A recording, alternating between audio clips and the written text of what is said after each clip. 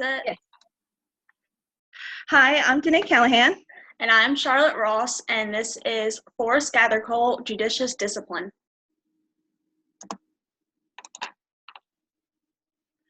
All right, so we want to start off by talking about his biography just a little bit. Forrest Gathercoal was born on May 26 in 1932 in Chicago, Illinois. He died just a few years ago, August 9th, 2012. In 1940, he and his parents had moved to Corvallis, Oregon. He graduated from Corvallis High School in 1950, and he served the armed forces during the Korean War. Attended Oregon State College and met his wife of 59 years, Jonah Baines Gathercoal. He got his bachelor's of a music degree in 1957, taught high school from 1957 to 1963, and in 1963, Forrest went to law school and worked as a law clerk for the Steve Taylor Law Offices in Oregon. And then in 1967, he went back to education and worked as an assistant director of placement services for the University of Oregon until 1969. A little bit more about him.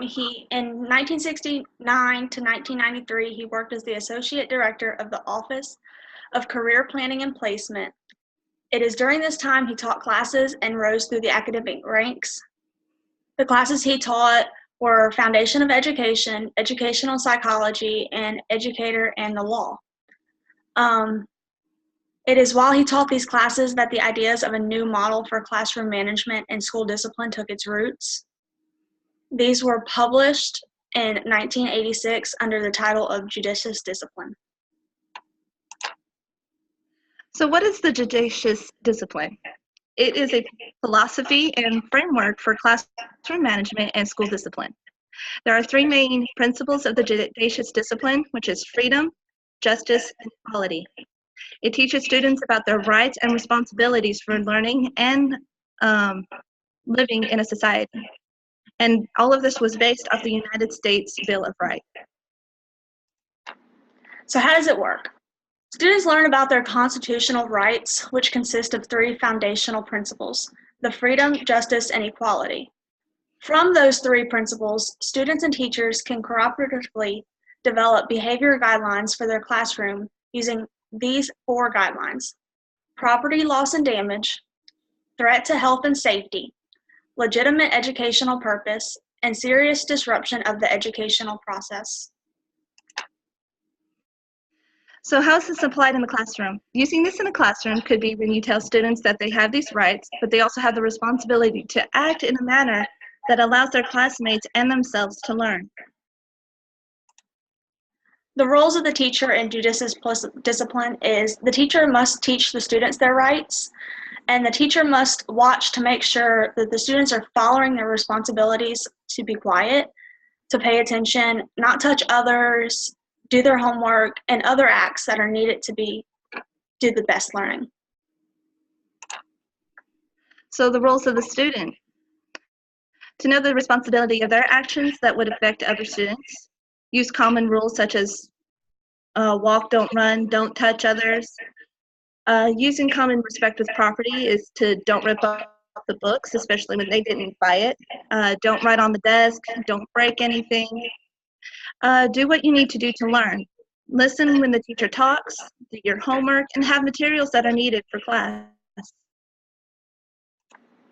The advantages of this is the judicious discipline pushes for classrooms to be a learning environment without any disruptions.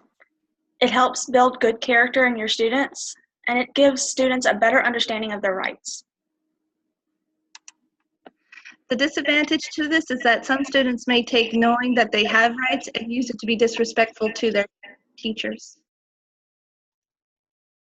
My reaction to it is I really like the judicious discipline system and believe that schools that really push it will end up with more educated and respectful students than those of schools that do not use it.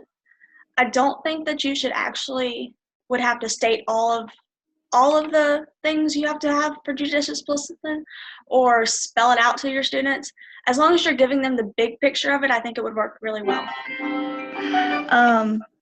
I'm an authoritative type of person, so I truly believe that students should have a say in the classroom and know what their rights are. However, if the student is wanting to stand up for something, they must know how to do it politely and be respectful towards others and then in their opinions.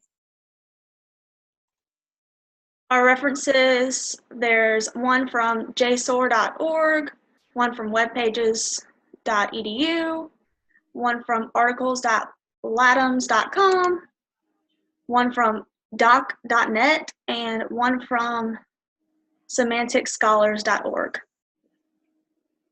All right. You have a great day. You too.